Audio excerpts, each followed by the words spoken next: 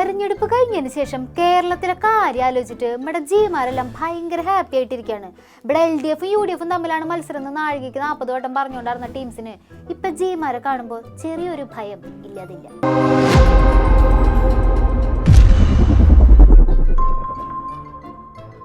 തെരഞ്ഞെടുപ്പ് ഫലം വന്നപ്പോൾ നമ്മുടെ ജിമാരുടെ ലെവല് കണ്ടിട്ടാണ് ഇവിടെ പലരുടെയും കണ്ണു തള്ളിയത്.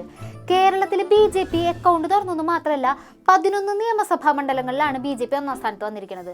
9 അടുത്ത് 2ാം സ്ഥാനത്തും. കേരളത്തിലെ LDF UDF തമ്മിലാണ് മത്സരം എന്ന് പറഞ്ഞവരൊക്കെ എന്തേ?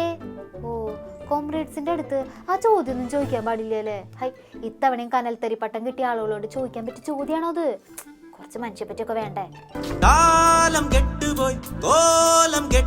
എല്ലാരും അങ്ങനെ ട്രോളാനൊന്നും നിൽക്കണ്ട. നമ്മുടെ കോംറേഡ്സ് വേണ്ട തിരുത്തലുകളൊക്കെ വരുത്തി മുന്നോട്ട് പോകും. പാർട്ടിയുടെ നയം എന്താണെന്ന് എല്ലാവർക്കും അറിയാലോ അല്ലേ? ആ പരാജയം സംബന്ധിച്ച് ആവശ്യമായ പരിശോധനയും തിരുത്തലും ഞങ്ങൾ വരുത്തും. അതിനുള്ള ഒരു പ്രയാസവും ഞങ്ങൾക്കില്ല. അത് തിരുത്തി മുന്നോട്ടേക്ക് പോവുക തന്നെ ചെയ്യും. കഴിഞ്ഞ പ്രാവശ്യം ഒരേ സീറ്റേ കിട്ടിയിട്ടുള്ളൂ. 8 നിലയിൽ പൊട്ടി ഈ തോൽവിനെ കുറിച്ച് പാവങ്ങൾ കഴിഞ്ഞ തെരഞ്ഞെടുപ്പ് തൊട്ടേ പഠിക്കാൻ തുടങ്ങിയതോ. ഇതുവരെ പഠിച്ചു കഴിഞ്ഞില്ല. പഠിച്ചു കഴിയുമ്പോഴത്തേക്കും തെരഞ്ഞെടുപ്പ് വന്നു. അല്ലെങ്കിൽ കാണായിരുന്നു അല്ല മാഷേ. എവിടെ സുരേന്ദ്രൻജി? എവിടെ? കേരളത്തിൽ ഇത്രയും വലിയ മുന്നേറ്റം ഉണ്ടാക്കിയതിന് ശേഷം സുരേന്ദ്രൻജിനെ കിട്ടാനില്ലെന്നേ. ആള് ഭയങ്കര ബിസി അല്ലേ? സുരേന്ദ്രൻജി ഇനി എന്താണ് പ്ലാൻ? ഇനിയും ആരെങ്കിലും ഒക്കെ BJPയിലേക്ക് വരുമോ? അല്ല, പത്മജാജി അങ്ങോട്ട് വന്നതിന്റെ ഒരു ആഫ്റ്റർ എഫക്റ്റ് മൊത്തത്തിൽ ഇവിടെ കാണാനുണ്ടേ. അല്ല, അതിനിയും ഉണ്ടാവും. അതിപ്പം 2024 ഇപ്പോൾ ഈ സത്യപ്രതിജ്ഞ കാര്യങ്ങളൊക്കെ കഴിഞ്ഞ് സർക്കാർ വന്നതിന് ശേഷം ധാരാളം ആൾക്കാർ ഇനിയും BJPയിലേക്ക് വരും. നേരത്തെ കോൺഗ്രസിൽ നിന്നല്ലേ പോയത്? അപ്പൊ ഇത്തവണ CPM ഉണ്ടാവോ? എല്ലാ പാർട്ടികളിൽ നിന്നും, കോൺഗ്രസിൽ നിന്നും CPM നിന്നും എല്ലായിടത്തുനിന്നും BJPയിലേക്ക് ഇനിയും ആളുകൾ വരും എന്നാണ് സുരേന്ദ്രൻജി പറഞ്ഞത്. ഇങ്ങനൊന്നും പറയല്ല ജി. കേൾക്കുമ്പോ ഇവിടെ പലരുടെ നെഞ്ചിൽ തീയാണ്. പാവങ്ങൾ, അവർക്ക് ഇനി ഉറക്കമില്ലാത്ത രാത്രികളായിരിക്കും. അതെ, പത്മജാജി കാരണം ഏകാഗിയായി പോയൊരു മനുഷ്യനുണ്ട് ഇവിടെ, ഞങ്ങളുടെ മുരളീധരേട്ടൻ. ആ പാവത്തിന്റെ സങ്കടങ്ങൾ കാണുന്നുണ്ടോ? പത്മജാജി മിനിറ്റിനല്ല ഞങ്ങളുടെ മുരളീധരേട്ടനെ ട്രോളണത്. പിന്നെ അദ്ദേഹത്തിനൊരു വേദന ഉണ്ടാവും. സ്വന്തം നാട്ടിൽ വന്നിട്ട് തോൽപ്പിക്കുക വെച്ചാൽ ഒരു മാന്യായിട്ട് തോൽപ്പിക്കണ്ടേ? ഇതെന്തൊരു തോൽവിയാ തോൽപ്പിക്കട്ടെ? 3ാമത്തെ ഇലയ്ക്ക് ഇട്ടതാ. ഞാൻ തെരഞ്ഞെടുപ്പിന് മുമ്പ് 2 കാര്യം പറഞ്ഞിരുന്നു. മുരളീധരൻ തൃശ്ശൂരിൽ 3ാം സ്ഥാനത്താവും. ഇനി ഒരു തെരഞ്ഞെടുപ്പിൽ മുരളീധരൻ ജയിക്കണമെങ്കിൽ BJPയോടൊപ്പം വരേണ്ടി വരും.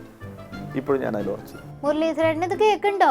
ആദ്യം പത്മജാജി മാത്രമായിരുന്നു പറഞ്ഞത് BJPയിലേക്ക് വരാനുള്ള പരവതാനി പത്മജാജി വിരിച്ചിട്ടുണ്ടെന്ന്. ഇപ്പതേ സുരേന്ദ്രൻജിയും പറയുന്നു, എടാ മോരെ കയറി വാന്ന്.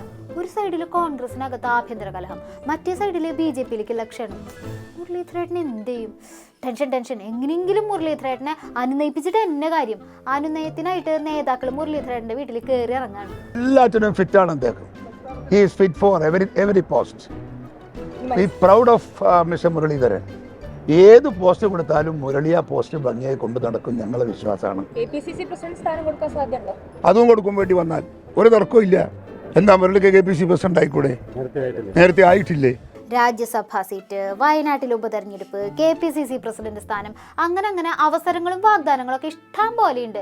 ജിമാരുടെ സ്വാഗതമൊന്നും അവിടെ വേണ്ടട്ടാ. അല്ല, ഞാൻ പറയുന്നത് ഇനി ഒരു തെരഞ്ഞെടുപ്പിലെങ്കിലും മുരളീധരൻ ജയിക്കണമെങ്കിൽ BJPയോടൊപ്പം വന്നാലേ അദ്ദേഹം ജയിക്കും. വയനാട്ടിൽ അദ്ദേഹത്തിന് സീറ്റ് കൊടുക്കാനുള്ള ഒരു സാധ്യതയും ഞാൻ കാണുന്നില്ല. ഇങ്ങനൊന്നും പറയല്ല. ഒന്നാമത് തെരഞ്ഞെടുപ്പിൽ തോറ്റതിന് ശേഷം പൊതുപ്രവർത്തനത്തിന് പോലും പോവാൻ മൂടില്ലാണ്ടിരിക്കുകയാണ് പാവം. ഇനിയൊരു മത്സരത്തിന് തൽക്കാലം ആലോചനയില്ല. കാരണം മത്സരിക്കാനൊരു മൂഡ് നഷ്ടപ്പെട്ടു. അതുകൊണ്ട് തൽക്കാലം പൊതുരംഗത്ത് തന്നെ തൽക്കാലം ഒന്ന് വിട്ടുനിന്നു. ഇനിയിപ്പോ തെരഞ്ഞെടുപ്പിൽ ജയിക്കണം എന്നുണ്ടെങ്കിൽ BJPയിലേക്ക് വരണം എന്നാണ് അപ്പൊ ജിമാര് പറഞ്ഞു വരുന്നത്. പാവം മുരളീധരൻ എന്തൊക്കെ സ്വപ്നം കണ്ടിട്ടാണ് തൃശ്ശൂരിലേക്ക് വന്നത്. പത്മജാജി പറഞ്ഞ പോലെ തന്നെ നടന്നില്ലേ? കൂടെയുള്ള ഒരു പാവത്തിന്റെ കാല് വാരി അതിന് ഈ ഗതിയിലാക്കിയില്ലേ? ആദിയും അന്തവും ഇല്ലാത്ത നിലയില്ലാ കയത്തിലാണ് നീ. ചത്തതിനൊക്കുമേ ജീവിച്ചിരിക്കലും. അതാണ് സ്വാമി എന്റെ സ്ഥിതി. ഇതിനൊരു മാറ്റം കാണുന്നുണ്ടോ സ്വാമി? മാറ്റം അനിവാര്യമാണ്. പ്രശ്നങ്ങൾ പലതും നിന്നെ പിടിച്ചു കുലുക്കും.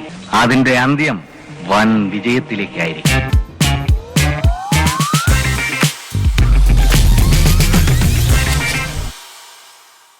എന്നാലും സുരേന്ദ്രൻജി കുറെ കാലത്തെ അധ്വാനത്തിൽ ഇപ്പൊ ഒരു അക്കൗണ്ട് തുറക്കാൻ ഒരു സിനിമാ നടൻ തന്നെ വേണ്ടി വന്നുല്ലോ. പാർട്ടി നോക്കാതെ വ്യക്തിയെ നോക്കി വോട്ട് ചെയ്തവരുണ്ട് തൃശ്ശൂരിൽ നിന്നാണ് കുറെ പേര് പറയണത്. അല്ലല്ല, അങ്ങനെയല്ല. അപ്പം ഇപ്പോൾ രാജീവ് ചന്ദ്രശേഖർ 1 മാസം മുമ്പ് വന്നിട്ട് ഒരു മാധ്യമവും രാജീവ് ചന്ദ്രശേഖർ വന്നപ്പം ഇത് പറഞ്ഞിട്ടില്ല. രാജീവ് ചന്ദ്രശേഖർ ശരിക്കും ഒരു 3 മാസം മുമ്പ് എങ്കിലും അവിടെ പ്രവർത്തനം ആരംഭിച്ചിരുന്നെങ്കിൽ ഇതായിരിക്കുമായിരുന്നില്ല റിസൾട്ട്. ഇനി ഒന്നും കൂടി, ഇനി വി മുരളീധരൻ ഒരാളും അത് പ്രതീക്ഷിച്ചിട്ട്, ഒരു മാധ്യമവും എഴുതിയിട്ടില്ല, ഒരു രാഷ്ട്രീയ പണ്ഡിറ്റുകളും പറഞ്ഞിട്ടില്ല. പക്ഷേ വി മുരളീധരൻ നേടിയിട്ടുള്ള വോട്ട് എന്ന് പറയുന്ന അത്ഭുതകരമായിട്ടുള്ള ഒരു മുന്നേറ്റമാണ് ആറ്റിങ്ങലിൽ ഉണ്ടായിരിക്കുന്നത്. ആണല്ലേ? എന്നിട്ട് സുരേന്ദ്രൻജി എന്താ ജയിക്കാത്തത്? നിയമസഭാ ഇലക്ഷന് നിന്ന് തോറ്റു, ലോക്സഭാ ഇലക്ഷന് നിന്ന് തോറ്റു, ഒരേ ഇലക്ഷനിൽ 2 സ്ഥലത്ത് മത്സരിച്ച് നോക്കി, അപ്പോഴും തോറ്റു. അതെന്താ ജി അങ്ങനെ? പിന്നെ നാഷണൽ ലെവലിൽ നോക്കുമ്പോൾ UP-യിൽ വലിയ തിരിച്ചടിയാണല്ലോ ഉണ്ടായത്, പ്രത്യേകിച്ച് ഇവിടെ അയോധ്യ ക്ഷേത്രഭൂമിയിൽ. അല്ല, സുരേന്ദ്രൻജി തന്നെ പറഞ്ഞിട്ടുണ്ടായിരുന്നല്ലോ രാമക്ഷേത്രം വന്നപ്പോൾ അതിനുള്ള ജയം ജനങ്ങൾ നൽകുന്നു. ഉത്തർപ്രദേശിൽ പല മണ്ഡലങ്ങളിലും തോറ്റിട്ടുണ്ട്. ഞങ്ങൾ നേരത്തെ ജയിച്ച 10-30 മണ്ഡലങ്ങൾ.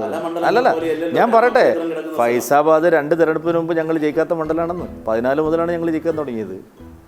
പണ്ടൊരിക്കൽ വിനയ് കട്ടിയാർ ജയിച്ചിരുന്നു, ഏത് അയോധ്യ കാലത്ത്. അതിനുശേഷം പിന്നെ വീണ്ടും ഞങ്ങൾ ജയിക്കുന്നത് 2014-ലാണ്. 14-ലും 19-ലും ജയിച്ചു. 2 പ്രാവശ്യം ജയിച്ചു. അങ്ങനെ 2 പ്രാവശ്യം ജയിച്ച എത്ര സീറ്റുകൾ പോയിട്ടുണ്ട്? ഇത് അയോധ്യ ആയതുകൊണ്ടാണ് നിങ്ങൾക്ക് ഇങ്ങനെ ചോദ്യം ചോദിക്കാൻ തുടങ്ങിയത്. തെരഞ്ഞെടുപ്പ് ഫലത്തിലൂടെ എന്തായാലും എല്ലാവർക്കും ജനങ്ങൾ നല്ല പാഠമാണ് കൊടുത്തിരിക്കുന്നത്. ഈ പാഠത്തിന്റെ എഫക്റ്റില് കേരള രാഷ്ട്രീയത്തിൽ ഇനി ആരൊക്കെ മറുകണ്ഠം ചാടുന്ന് നമുക്ക് കാത്തിരുന്ന് കാണാം. എന്നാൽ ശരി, ബാക്കി വിശേഷങ്ങളുമായി ഇനി തിങ്കളാഴ്ച കാണാം. നന്ദി.